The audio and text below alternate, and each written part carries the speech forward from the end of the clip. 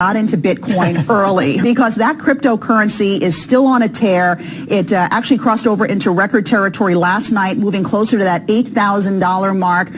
Put it in perspective here.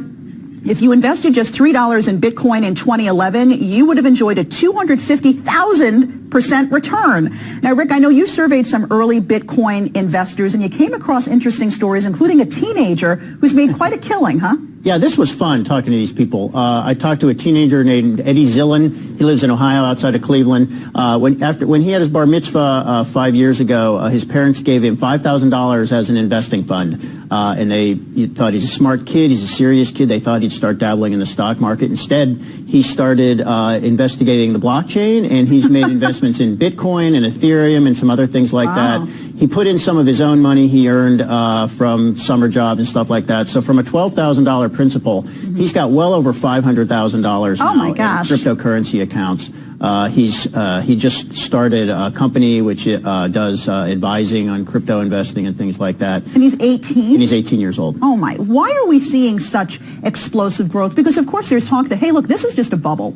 Because this came from nothing, and it might be the next big thing. It might be the next internet, or it might not. But at the moment, cryptocurrencies, and we're talking about Bitcoin, Ethereum, Litecoin, there's some others. Dan Roberts is really our sort of in-house expert on the technology here.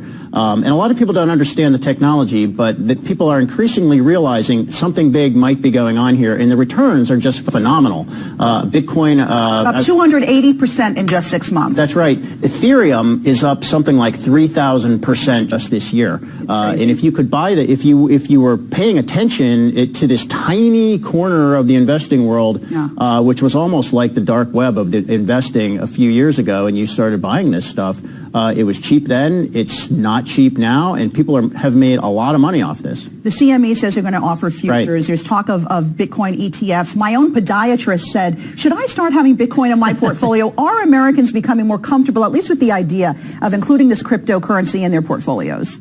Some are. Now, we did a survey on this, and most people still, this is the investor audience we have at Yahoo Finance. Most of that audience still does not own Bitcoin. We found a minority saying if they don't own it, yes, they plan to buy some. About 35%. I'm thinking about buying some. I think this is still not well understood, but people just see an asset or a something. No one even knows what it is. Is it an asset? Is it a currency? Not entirely clear, but they see something that's just going soaring in value, and they want in. They want a piece and of it. If they do get in, I mean, that will happen. At some level, it is happening, and that in itself will push the value higher just because there'll be more demand for it.